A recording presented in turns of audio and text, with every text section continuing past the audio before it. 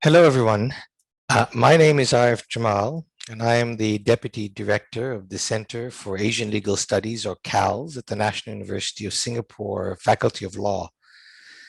It's my pleasure to welcome you all to this 12th installation of the virtual roundtables on Asian law that CALS is organizing. The roundtables are designed to provide platforms for a broad range of legal issues and topics relevant to Asia to be discussed. On this occasion, we're delighted to be co-hosting today's event with our friends at the E.W. Barker Center for Law and Business at NUS Law. And in this context, please permit me particularly to acknowledge the presence with us today of Professor Hans Tjio, the director of the E.W. Barker Center. Thank you, Hans. I also want to acknowledge and thank our moderator, Umakant Varotil, and the other panelists, especially Ernest Lim, whose book is being discussed today. Congratulations on the book, Ernest. Thanks also to Finna, Suguna, and all the other people behind the scenes who have handled all the logistics for today's roundtable. I will leave it to Umakant to provide the proper introductions as well as the instructions.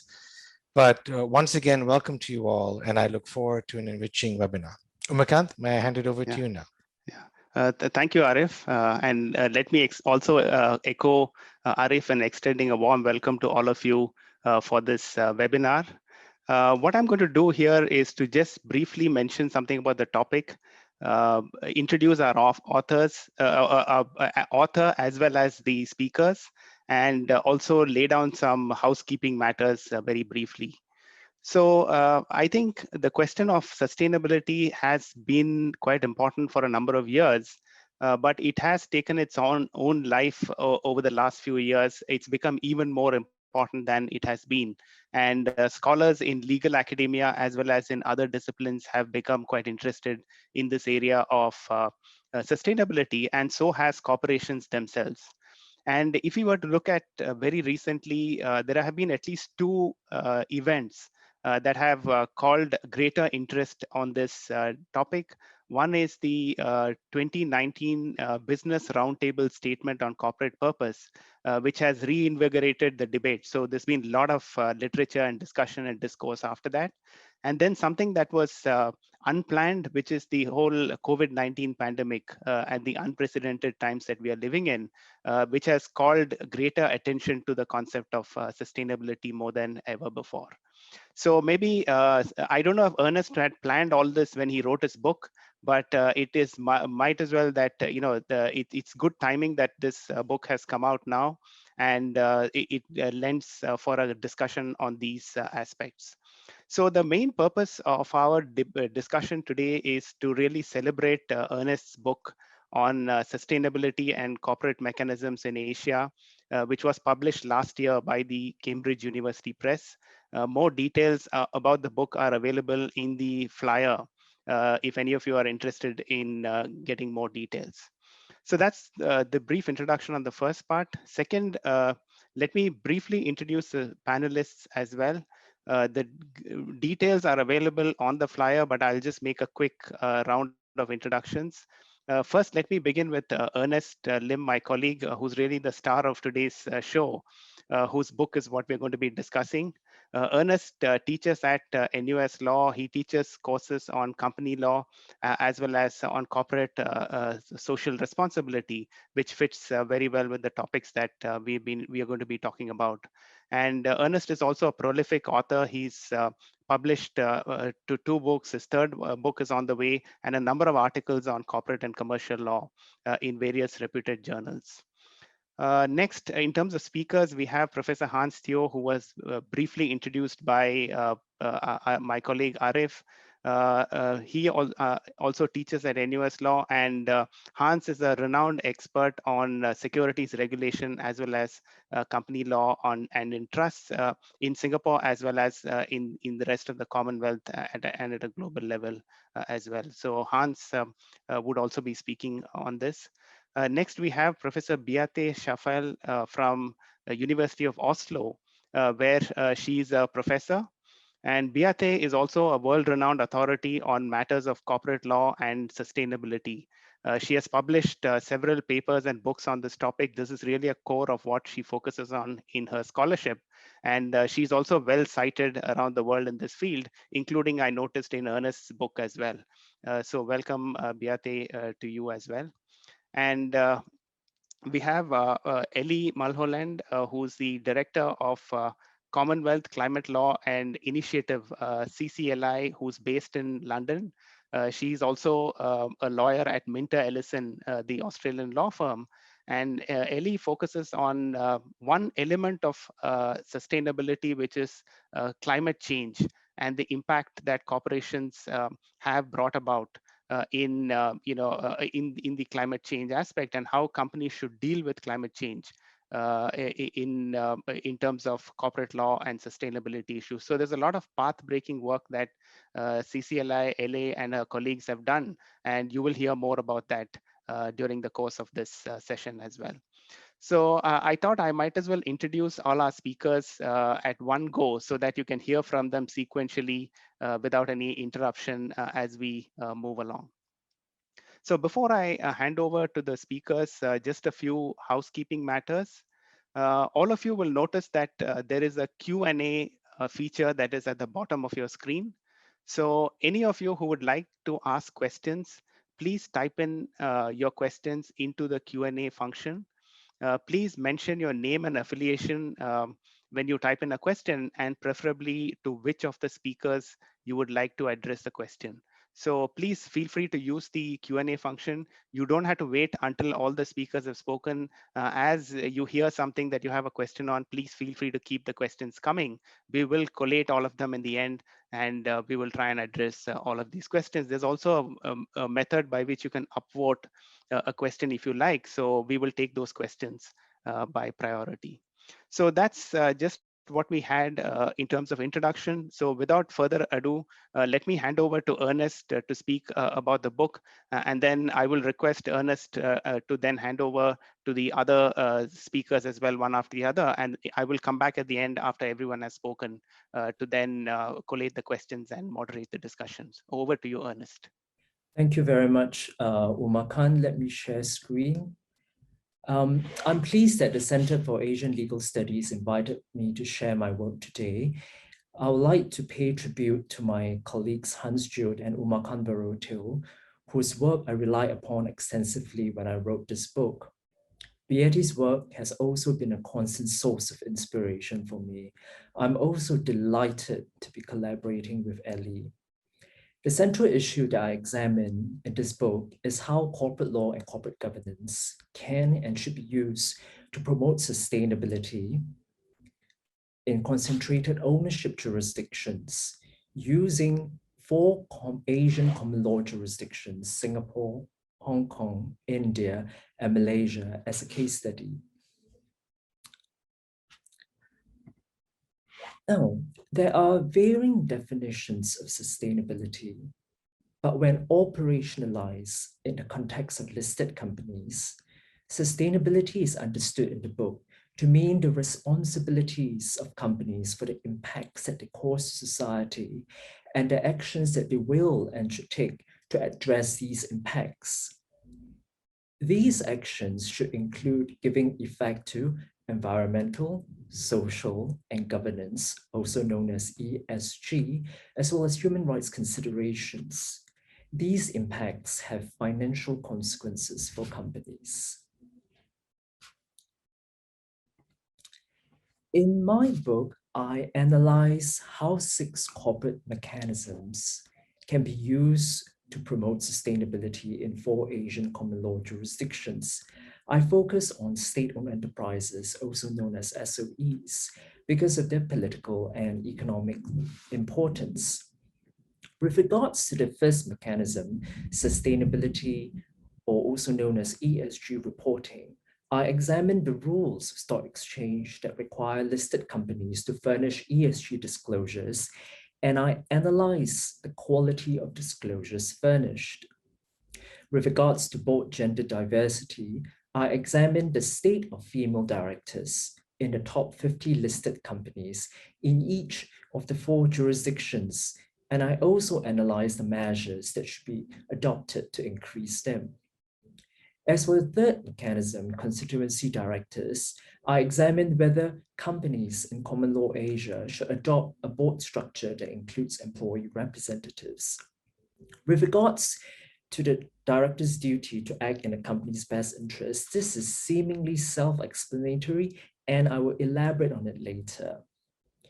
As for stewardship codes, these are guidelines or principles or standards setting out what it means to be responsible institutional investors. I assess their effectiveness in the book.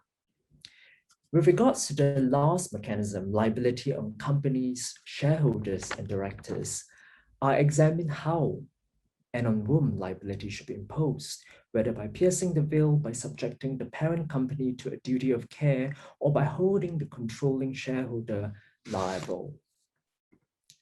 In the book, I also look at the drivers of sustainability in common law Asia. I suggest there are at least four. The first is the socio-economic development agendas of the government. The second pertains to the rules of stock exchange. The third concerns the internationalization of companies. And the fourth, importantly, relates to the rise of socially responsible or impact investments. Now, I do not have time to cover all 6 corporate mechanisms, but I would like to speak about one corporate mechanism, namely directors' duty to act in good faith in the best interests of the company. Indian Companies Act requires directors to act in the best interests of the company, employees, shareholders, community, and for the protection of the environment.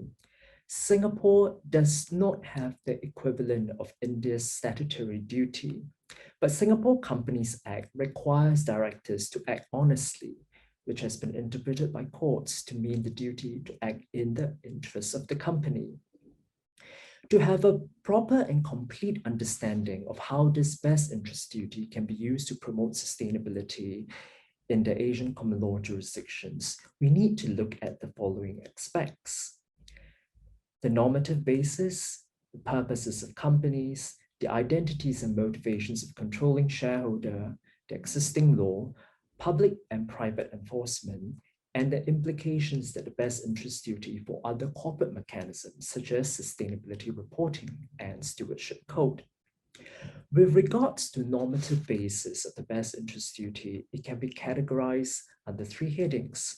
The first is shareholder primacy, namely directors should exclusively or primarily maximize shareholder value, defined to mean share price. The second heading is stakeholder value. Directors should promote and balance the interests of all relevant stakeholders, including shareholders. The third is the long-term value and viability of the company. This theory states that the company has interests that may overlap with but are distinct from those of shareholders and stakeholders. Long-term value and viability of the company consists of protecting the intellectual capital, namely R&D investments, intellectual property, human capital, namely employees and suppliers, social capital, namely customers and community, natural capital, the environment, and financial capital, profits and share price. The purposes of companies are very important. Given that state-owned enterprises have social and political purposes in addition to commercial ones, directors should, to the extent permitted by law, interpret their best interest duty to give effect to these corporate purposes that promote sustainability. For example, if the purpose of the SOE is to provide affordable and efficient public goods, such as the provision of public utilities and infrastructure, then acting in the SOE's interest under the best interest duty should require directors to take into account climate-related risks and switch to renewable sources of energy. If the main purpose of the SOE is to generate employment, then focusing on labor practices and employees' welfare should be the director's main priority. With regards to identities and motivations of controlling shareholder, while SOE's social and economic purposes can be linked to the promotion of sustainability, the interests and motivations of the government as the controller may conflict with those of the stakeholders, as the government may extract private benefits of control, as shown in the studies of PRC, Indian, and Malaysian SOEs. The government, as the controller, who wields the power to appoint and dismiss directors, can cause the directors to take actions that benefit itself, but they are at the expense of stakeholders. The exception is Temasek, which is the controlling shareholder of the SOEs in Singapore. Temasek seeks to act in the long-term interests of the SOEs and the state. Moving on to existing law.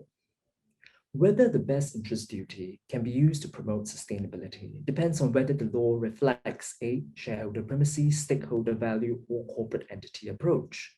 For example, Indian law reflects a pluralist stakeholder approach, and Hong Kong law a shareholder primacy approach. As for Singapore, there is case law that equates corporate interests with shareholders' interests. When a company is solvent, there is also case law that recognizes that corporate interest is distinct from and can be preferred over shareholders' interests. In addition to looking at existing law, we also need to consider public and private enforcement of directors' duties. We need to consider whether derivative action is effective in enforcing directors' duties in listed companies. We also need to consider whether public enforcement should be allowed with regards to breaches of directors' duties, as is the case in Hong Kong. Finally, we need to examine the implications of best interest duty for other corporate mechanisms. We need to consider the relationship between directors' duty and other mechanisms. The issue here is whether sustainability or ESG reporting is supported or undermined by a shareholder primacy version of the best interest duty. As for stewardship code, there will be inconsistency if directors interpret their best interest duty as requiring them to maximize shareholder value, but the stewardship code urges institutional shareholders to engage with the board for the purposes of producing long-term gains for all stakeholders. I've come to the end of my very short presentation. The idea is not to give you a full summary of the issues and arguments examined in this book, but to give a brief flavor of the nuances of one corporate mechanism. I have not covered the other 5 yet. If you're interested to explore more, you can read the book. I'll be happy to answer questions later. Thank you so much. And may I now invite Professor Hans, my colleague, Professor Hans Tjio, to make some brief comments. Thanks very much, Ernest. Hello, everyone. I'm very pleased to be part of this virtual roundtable, which has been one of the great successes of the Center for Asian Legal Studies and NUS. So there's something that we can attribute to COVID-19 that is not totally negative. I'm particularly happy today as we are discussing the latest book of one of the brightest stars we have at the law faculty, Professor Ernest Lim. He has for a long time now been using corporate law doctrine to explain how the world can be a better place, whether that involves the environment, or stakeholder values, or corporate purposes. We have unfortunately seen the ravages caused to the real economy by a narrow focus on shareholder value. Although woven into Section 172 of the UK Companies Act 2006, in most other places, the enlightened shareholder value, referenced by the UK Company Law Review Steering Group, is still just an aspiration and not a reality. This is because at a conceptual level, merely acting blindly in the best interest of the company or the shareholders, which is the language of traditional directors' duties, may not always work. Alan Greenspan admitted after the US subprime crisis that he, and I quote, made a mistake in presuming that the self-interest of organizations, specifically banks and others, was such that they were best capable of protecting their own shareholders. Ernest has, however, shown that properly understood, the duty to act bona fide in the interest of the company can require directors to strive for sustainability. This is because the duty is to the company rather than to any individual shareholder, and encompassed within an entity are the interests of other stakeholders and more. This permits directors, particularly in cases like Singapore, to take a more nuanced view of shareholder primacy. There's a balancing of various interests, and the duty is context dependent. But at one extreme, this could allow directors to play off one stakeholder against the other. As for the socially conscious director, we all know that Milton Friedman once said, and I quote again, "If businessmen do have a social responsibility other than making profits for stockholders, how are they to know what it is?" Ernest shows us, however, that things are not binary, and some of the extreme theoretical arguments that have been used on both the left and the right are simply driven by self-interest. The truth always lies in the middle, even if it is hard to argue for intellectually. This is because these extreme arguments are based not on the real world, but on idealized situations which never really exist. And when things go wrong, it is not because their arguments are wrong, but they always blame the fact that those idealized situations were not present. But the reality, of course, is that those idealized situations can never be present. Ernest acknowledges that the duty to act in the best interest of the company works in Singapore because a major controlling shareholder in many of its listed companies is Temasek, which takes a long-term view of corporate viability. The contrast he makes is with Hong Kong and the short-termism of the hedge funds there. There's little point, as some leading academics do elsewhere, in saying that activist investors like hedge funds do good because they can and not because they do, when in fact many damage the real economy.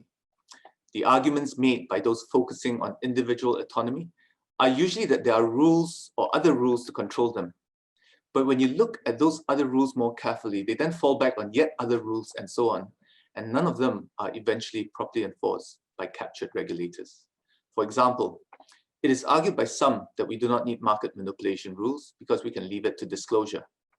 But then mandatory disclosure gets attacked, and we say we leave it to the market.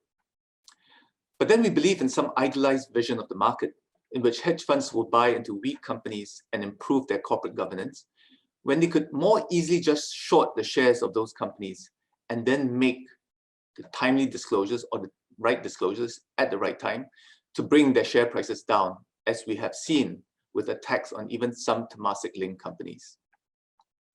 The other example is with share buybacks, where it is argued increasingly that we do not need to restrict them with capital maintenance rules, which we still have in Singapore, but which do not exist in the US. There, they leave it to fraudulent conveyance rules, but that really means insolvency law ultimately. And then lawyers there would argue that it's very hard to prove that a company is insolvent.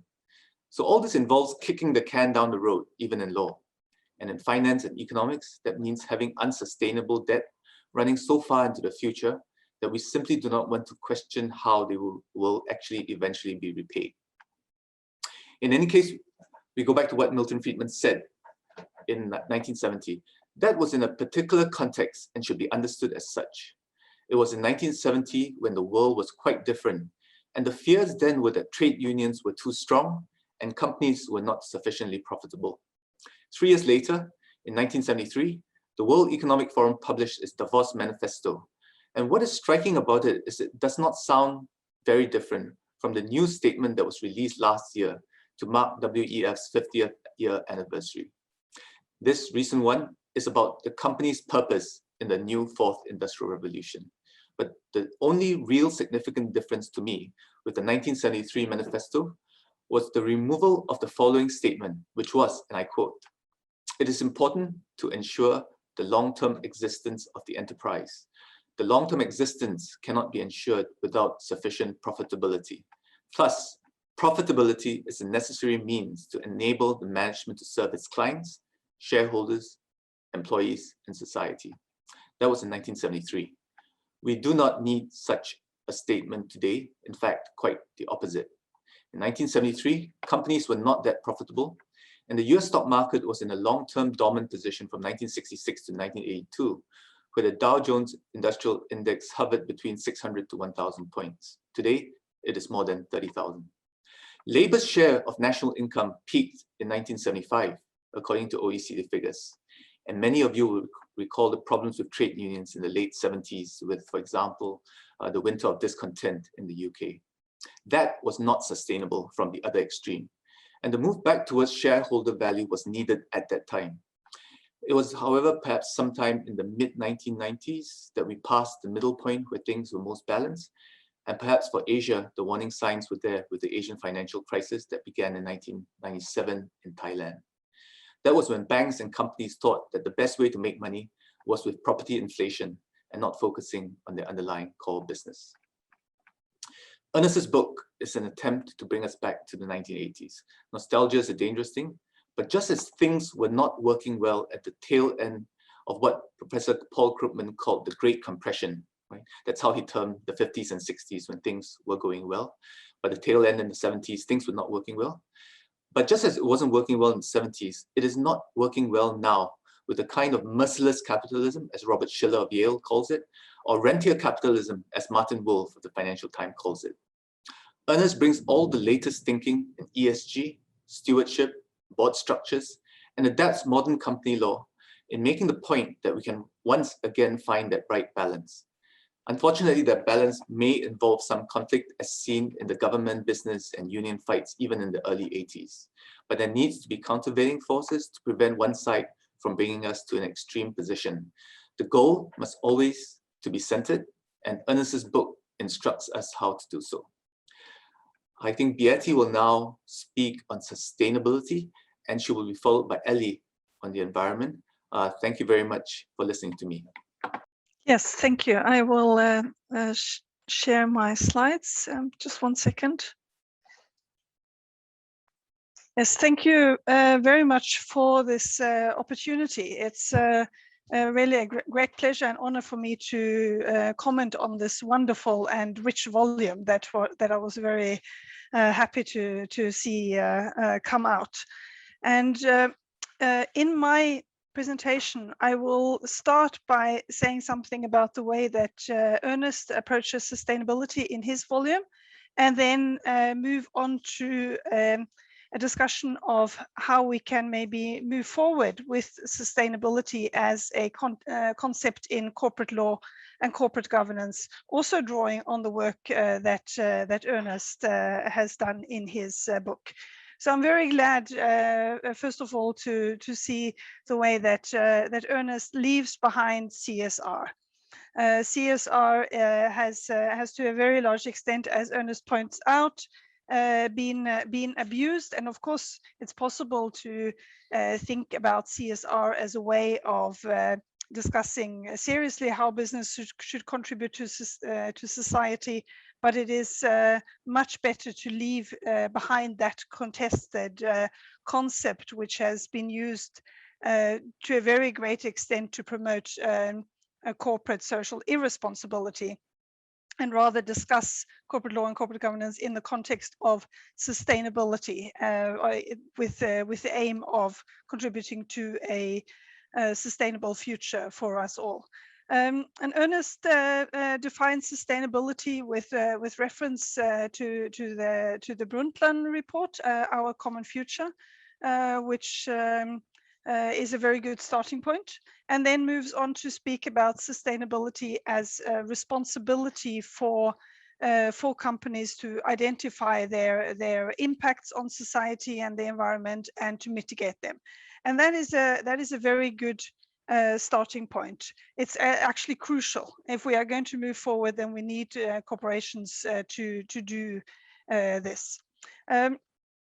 And then drawing on my own work, I would like to raise the question of whether we can go beyond that, beyond thinking of finding out how to get companies to internalize externalities or to mitigate negative impacts, and go to sustainability as value creation, which also resonates very well with what Ernest writes about the duties of the board, which I found especially insightful, and I was very, very happy to read this contribution in this core issue, and also that Ernest takes corporate law seriously, because so many who write about how companies should act, they don't take corporate law seriously, and if they take corporate law seriously, then they don't take sustainability seriously. So doing both is such an important contribution on how to move forward. So I will go into that.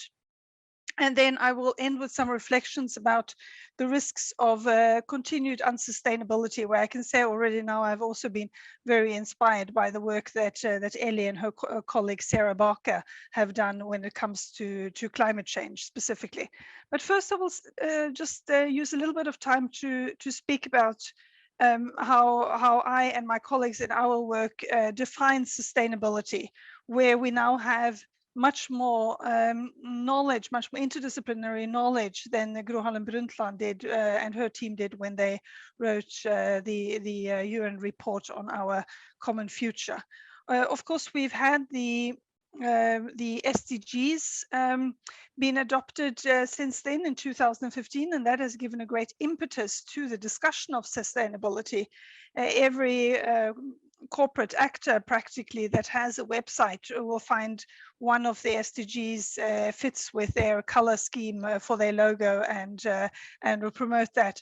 And of course the SDGs, they have been very important in that they have given such a great impetus to the debate, but they don't provide an analytical framework for how to understand sustainability for a number of reasons, including that there is no prioritization, there are internal inconsistencies, there are legal rights that are presented as political goals, which may undermine them.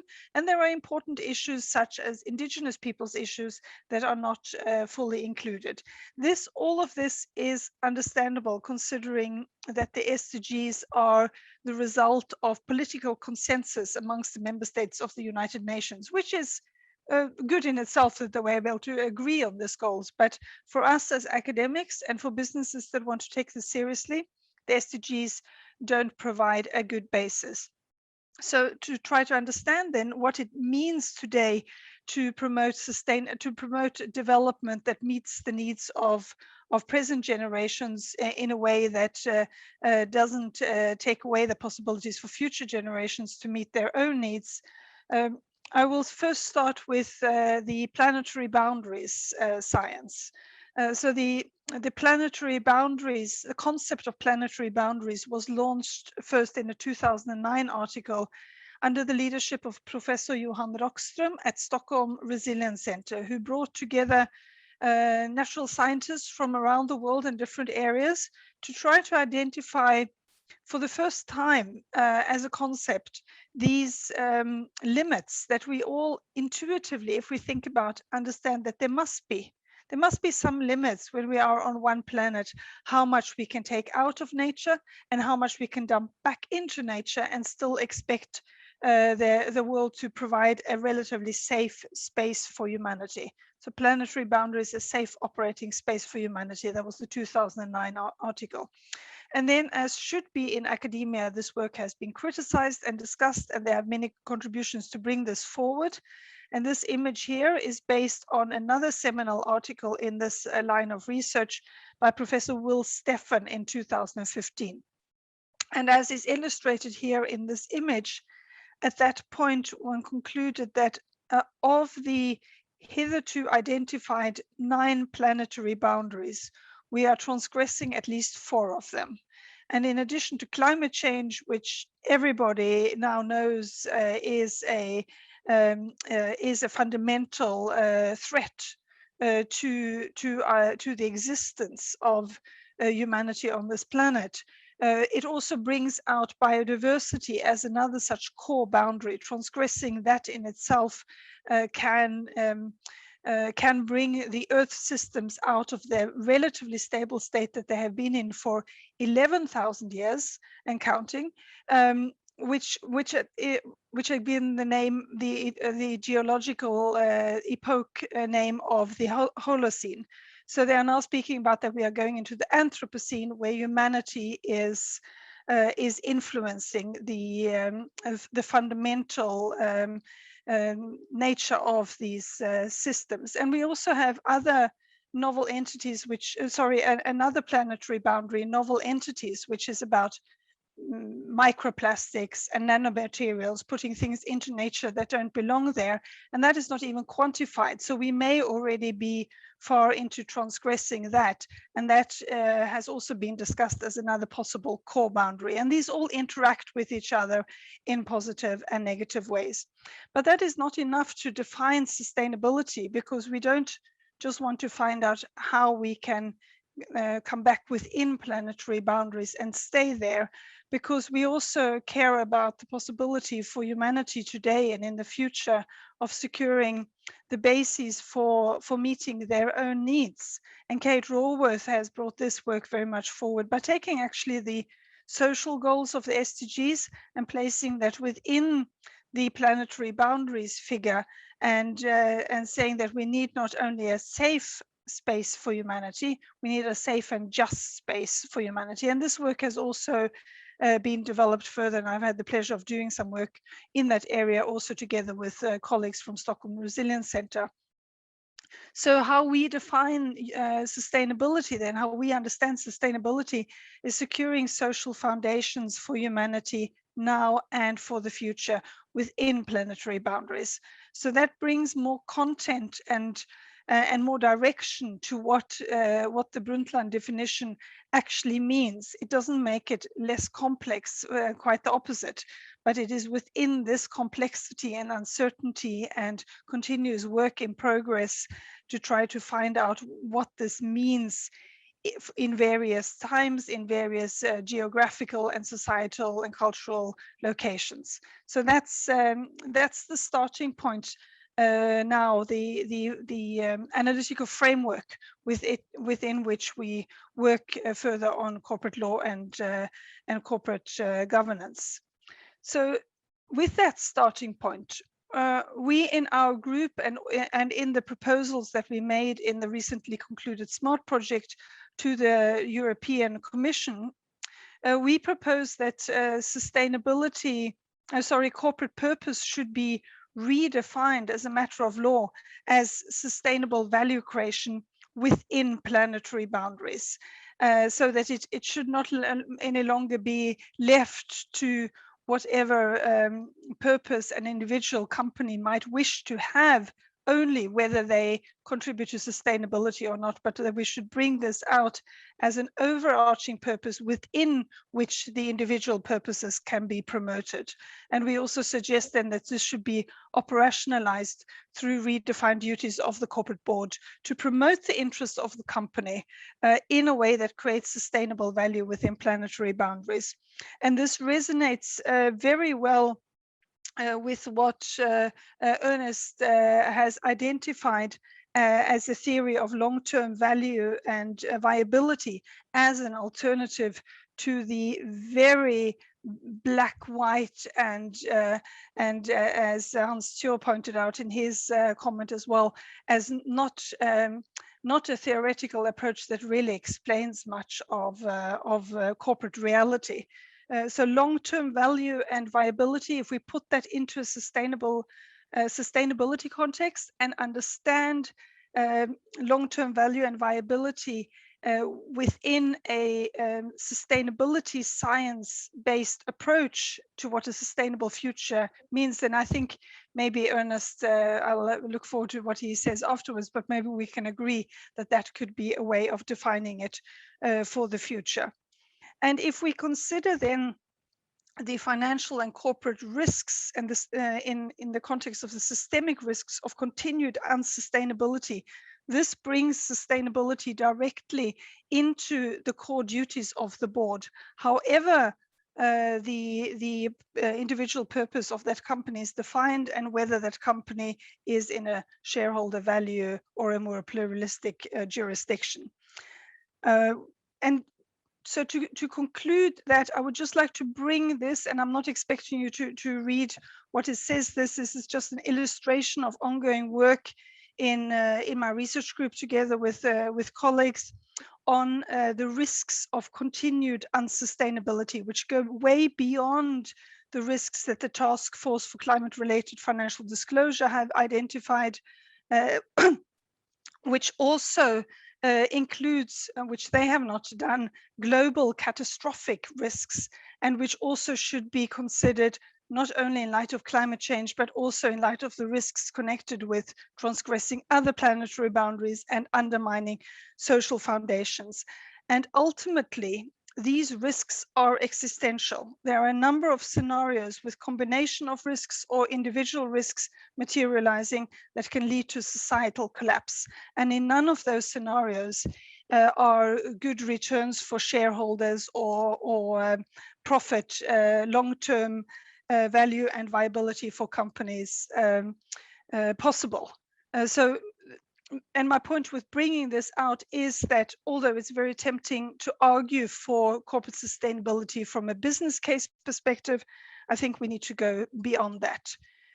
So with that, I would like to conclude just by reiterating my praise for this amazing volume that takes sustainability and corporate law seriously and challenges mainstream perceptions that have held us back to such a great extent from developing this important area of law and policy, and that it brings Asian corporate law fully into the debate on how to secure a sustainable future for us all. Congratulations again, Ernest, on your volume, and I look very much forward to seeing how you take this work forward. Thank you. Thank you so much, Beate. I am about to share some slides as well. As Umakant mentioned, I am the director of the non-profit CCLI. I am a practicing lawyer and specialise in sustainability, risk, governance and disclosure, and I'm on the management team of the Oxford University Sustainable Law Programme. So although I work with academics, I'm not actually one myself, so I thank you for the warm welcome to your community today. So as you may expect, I will focus my comments today on one sustainability factor, which is climate change, and specifically climate as a financial risk to businesses. And I'm really interested in the contribution that Ernest's book makes to the understanding of how concentrated ownership and particularly government-controlled companies in Asian jurisdictions can enable or hinder sustainability in those companies, and particularly what that can tell us about climate action globally. Okay, now Ernest's book covers sustainability generally, so that broad scope of issues, as Ernest shared with his definition of sustainability earlier, focusing on impacts, but those with financial consequences. And Beate expertly built on this in her presentation to give us a broader lens of sustainability. But if you'll indulge me, I'm going to narrow the discussion and focus on climate specifically. Now, it is only one sustainability challenge. Many others are material and absolutely crucial that we need to address, with biodiversity loss and inequality within and between societies, two big threats that require critical attention. But thinking about climate specifically, back in 2015, the Bank of England told us that climate change and society's responses present financial risks to entities and the financial system. And they gave us a way to think about these: the physical risks, the transition risks, and the liability risks from climate change. So I'm focusing a lot on risks to companies when Ernest was talking about impacts. But that's the language that's used to engage many of the corporate governance and corporate law mechanisms on the issue of climate change. And today, particularly, I want to draw your attention to the biggest emitters and how their climate impacts can translate back to transition and liability risks to these companies, which, according to the quote on the right-hand side of the screen there from two heads of central banks, that this emissions reduction journey could lead to insolvency for some companies. Now, at the CCLI, we do spend quite a lot of time thinking about directors' duties and climate change. And it's because the climate impacts and the net zero transition create financial and systemic risk issues that they must be integrated into corporate risk management, strategy, and disclosure. And this engages directors' governance roles through their oversight of risk management, strategy, and signing off on disclosures. And if that's not done well, our research shows that directors may be personally liable through duties and disclosure claims. And what it is that makes potential director liability for climate risk issues particularly prescient, well, there's two things. One is the potential for losses of large magnitude, and the other is strategic climate litigation. Now, Ernest has been working with the CCLI on some excellent new analysis, which we launched soon. And we've also had some brilliant insights on directors' duties from II.Ernest, and V.Ellie already. So today I want to focus on another issue of Ernest's book, which is the fact that many of the largest listed companies in Asia are government controlled, and what that means for enabling or hindering progress on sustainability. So to think about that in the context of climate specifically. So we know what causes climate change. It's the burning of fossil fuels, it's burping of cows in agriculture, and it's land clearing. And we know what we need to do to address climate change, to stop these activities. And the world's governments have come together in Paris back in 2015, and they agreed to do this. They agreed to some warming limits, and they also agreed to set net zero targets that balance between sources and sinks. And now they're operationalizing that in net zero targets at country level. Now, thanks to Richard Heady's landmark carbon majors study, we now know that 20 companies are responsible for 35% of global emissions since 1965. And many of these are government controlled. So we've got Saudi Aramco, the world's largest emitter, Gazprom, National Iranian Oil Co, Pemex, PetroChina, etc. A lot of those in that list there of the top 20 emitters are government controlled entities. Now, investors care about the financial and systemic risks of climate change, and they care about climate impacts. They want to invest in the net zero transition and not lose value along the way.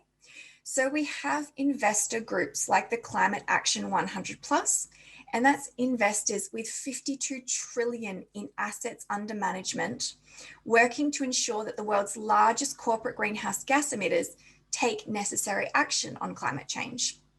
How do they do this? Well, two of the corporate governance mechanisms that Ernest focuses on his book, and that's disclosure and investor stewardship. So thinking about disclosures, and this is narrower than sustainability disclosures generally, this is climate-related financial disclosures. So we have the TCFD, or the Task Force for Climate-Related Financial Disclosures, that's become the standard in terms of the disclosures that investors and regulators are asking companies to make in narrative reports in their financial filings.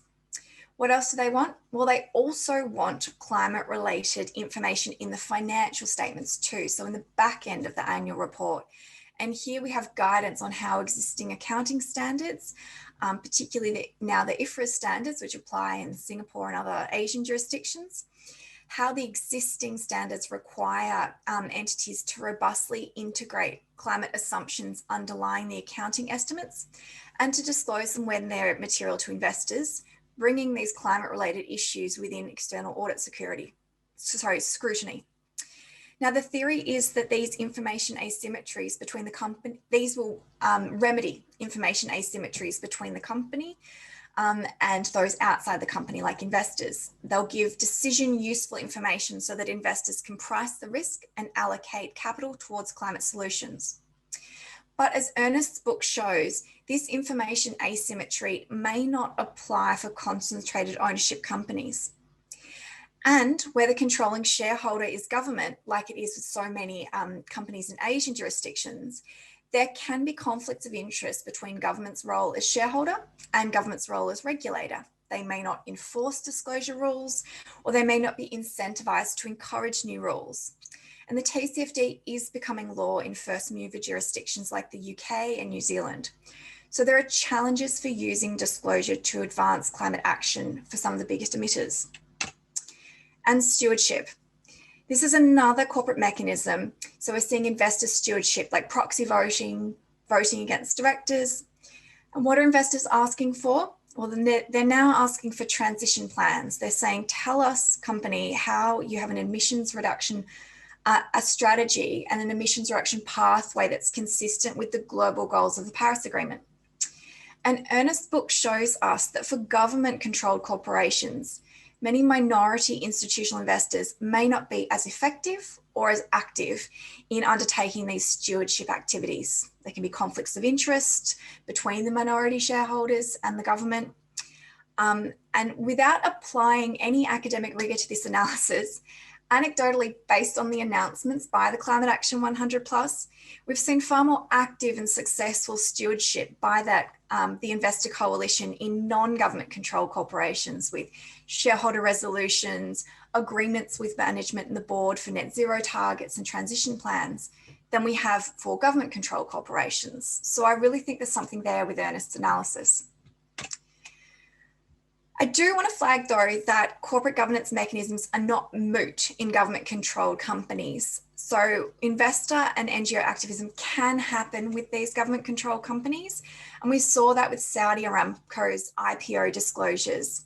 So there was some hostile analytics where a think tank challenged the adequacy of their disclosures, in this case on the physical risks to Saudi Aramco's assets. So we can see it happen, but it just doesn't seem to be happening with the frequency and the effectiveness and the rigor that we're seeing with non-government controlled dispersed entities. So to draw this together, Ernest gives us a framework for exploring these issues, both in Asia, but also what we can learn from it globally.